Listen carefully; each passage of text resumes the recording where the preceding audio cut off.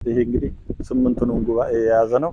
ልጆቻቸው ሳመር ላይ እንግዲህ የዓለም ችግር የስነ ምግባር ችግር ነውና ስነ ምግባር ባለቤት ደግሞ የሆነችው ቤተክርስቲያን ናትና እዚህ ላይ አሁን ይሄ ስላቡ ከተሞላ በኋላ እዚሁ የአይቲ ሩማቸው እዚሁ ሕክምናቸው እዚሁ መታጠቢያ ቤት እዚሁ አዳራሹ እዚሁ እንግዲህ ቴክኖሎጂውን ተጠቅመን እጅግ በጣም ዝምን ባለ 5 ዓመት 6 ዓመት የሚፈጅምን እንግዲህ በአንድ ዓመት ምግብናቸውም እዚሁ ሕክምናቸውም እዚሁ እንግዲህ ሪላክስ ሲያደርጉም እንግዲህ ይሄን ተፈጥሮን እያዩ እዚሁ እየቀደሱ እዚሁ እየቆረቡ እዚሁ ደግሞ እያደሩ እዚሁ እየተመገቡ 24 ሰዓት ሙሉ በእንተ ስማ ለማርያም ተብሎ በየመንደሩ የሚለመነውንም እነሱ ባጭር ጊዜ ውስጥ ይሄ ደግሞ እንግዲህ ከታች ያለው እንግዲህ ለተለያየ አገልግሎት የሚውል ይሄውም በስምረተ ስላሴ በኩል የሆነ ነው። ይሄ እንግዲህ ተራ ነገር ይመስላል። በውስጡ ወደ 12 ቢሮዎች አሉ ሙሉ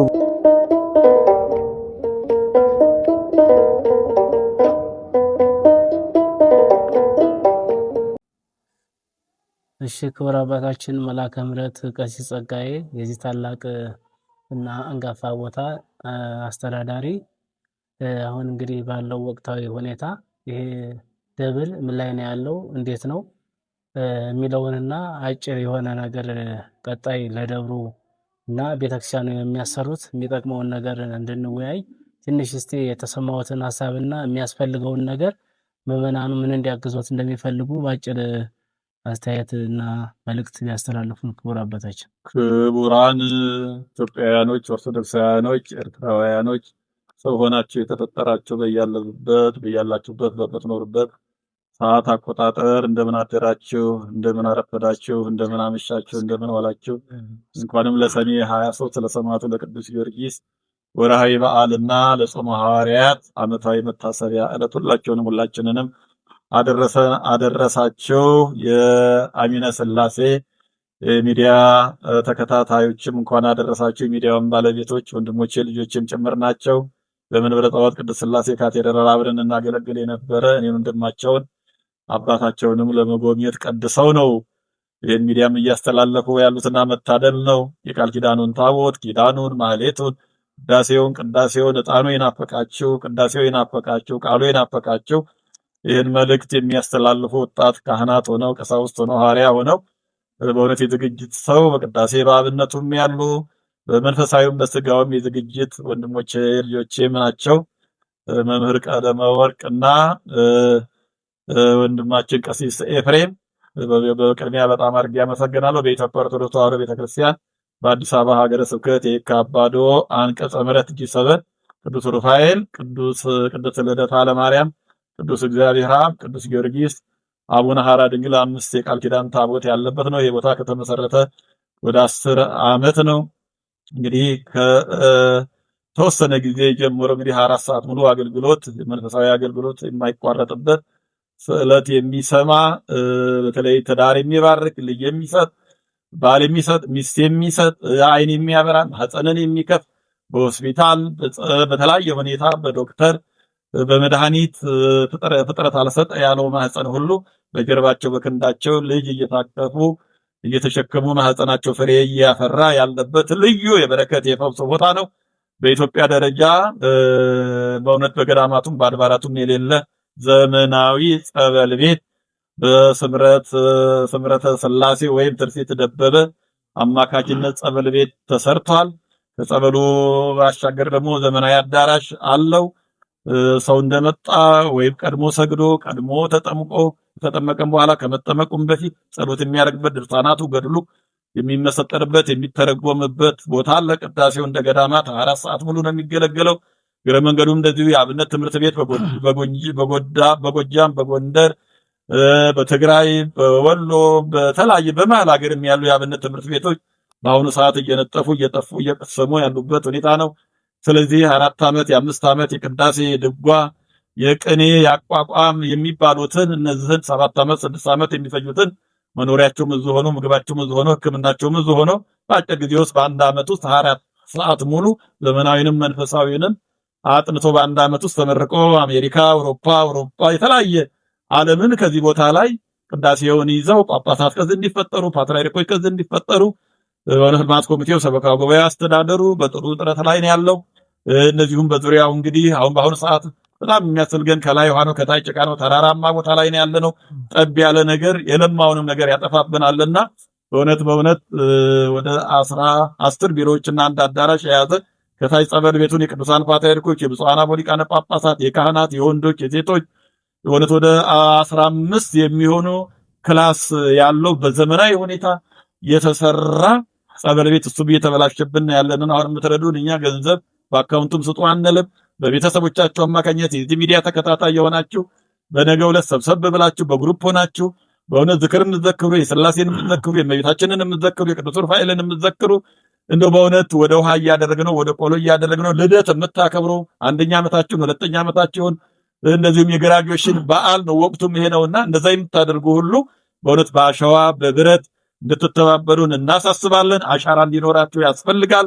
በእውነት የሞተ ሰው የተነሳበት፣ ለምጻም የነጻበት፣ ዓይን የበራበት፣ ደቆሮች የሰሙበት፣ መሄድ ያልቻሉ ሁሉ የሄዱበት ልዩ የበረከት ቦታ ነውና ይህን ቦታ እንድትሳተፉ በሰማዕቱ በቅዱስ ጊዮርጊስ፣ በመልአከ ሰላም በቅዱስ ሩፋኤል፣ በታቦተ ልደታ ለማርያም ስም፣ በጻድቁ አባታችን በአቡነ ሐራ ድንግል ስም እግዚአብሔር አብን ባገለገሉት በእነዚህ በቃል ኪዳን ታቦት ስም እንመናችኋለን። ብርሃን የሚሰጥ ለሁሉ ኃይል የሚሆነው ቅዱስ እግዚአብሔር አብ ባላችሁበት በምትኖሩበት ይባርካችሁ ይቀድሳችሁ። አምላካችን እግዚአብሔር ስሙ ለዘላለም የተመሰገነ ይሁን። እሺ ክቡር አባታችን፣ በዚህ በመቀጠል አሁን አካውንቱን ያስተላልፉልንና ቀጣይ ደግሞ እንግዲህ የእግዚአብሔር ቤተሰቦች እጃቸው የረጠባቸው ከ11 ለእግዚአብሔር ማውጣት እንዳለባቸውና በአስራት በኩራት እንዲያምኑ እርሶ ከመጡ እንግዲህ ይሄ 5-6 ዓመት ነው። ይሄ ባዶ ቦታ ነበረ። እውነቱን አሁን ያየሁትን በጣም ረክቻለሁ። ቤተክርስቲያኑ እንደዚህ መገልገያ ለመገልገል በቅቷል። ደግሞ አሁን አዲስ ቤተክርስቲያን መሰረት እያስጣሉ ነውና ቦታው እንደምታዩት ይሄ ከላይ ገደል ነው፣ ከታች ደግሞ ምንጭ አለው። ምናልባት ይሄ መሰረት ካሌለው ተነዶ የሆነ ነገር እንደው ህዝብም እንዳይጎዳ እግዚአብሔር ቤተሰቦች በደንብ መሰረት ያለው መውጣት ስላለበት ለዚህ ነውና እግዚአብሔር ቤተሰቦች ሁላችሁም ይሄን ድምጽ የሚሰማቸው አባታችን መልአከ ምሕረት እንግዲህ የታላቁ መልአክ የቅዱስ ሩፋኤል እንግዲህ ፈታሒ ማኅፀን የእሱን አማላጅነት እያሰባቸው ሌሎቹ ቅዱሳን በዚህ ያለው ስንት ጽላት ነው ያለው? በአጠቃላይ 5 ጽላት ነው ያለው። 5 ጽላት አለ። ማን ማን ናቸው? ታቦተ ቅዱስ እግዚአብሔር አብ፣ ታቦተ ሩፋኤል፣ ታቦተ ልደታ ለማርያም፣ ታቦተ ሩፋኤል፣ ታቦተ ቅዱስ ጊዮርጊስ፣ ታቦተ አቡነ ሐራ ድንግል። እንግዲህ አባታችን የነኚህ ሁሉም ቅዱሳን እንግዲህ እግዚአብሔር በረከቱን ረድኤቱን እንዲያሳድርብን እያማለዱን እኛም እንግዲህ እጃችንን ረጥቦ የምንችለውን ያክል እንድናወጣ በእግዚአብሔር ስም እንጠይቃለን። ይህን ደብር አግዙ። ነገ እንደምታዩት የአብነት ትምህርት አለ። ሊጠፉ ያሉ ብዙ ሰዎች አሉ፣ የአብነት መምህራን እንደሚታወቀው በአማራ ክልል በሁሉም ክልል ያለ ሰሜኑ።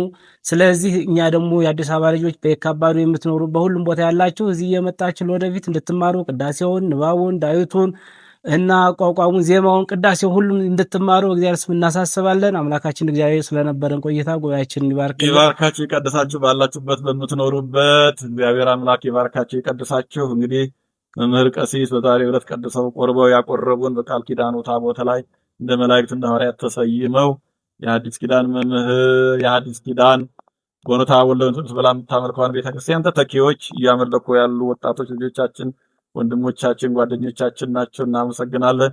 የኢትዮጵያ ንግድ ባንክ እንግዲህ 1018 10 42 44 7 ነው። አቢሲኒያ ባጭሩ ደግሞ 13 21 በ13 ቅዱስ ሩፋኤል ነው። ቅዱስ እግዚአብሔር አብ ነው። በ21 ደግሞ እመቤታችን እዙ ስላለች 21 13 21 እንደዚሁም ደግሞ እንደገና አባይ ባንክ ደግሞ እንደገና በተገላቢጦሽ 23 13 ብላችሁ በዚህ በሶስቱ አካውንት ገቢ ማድረግ ትችላላችሁ።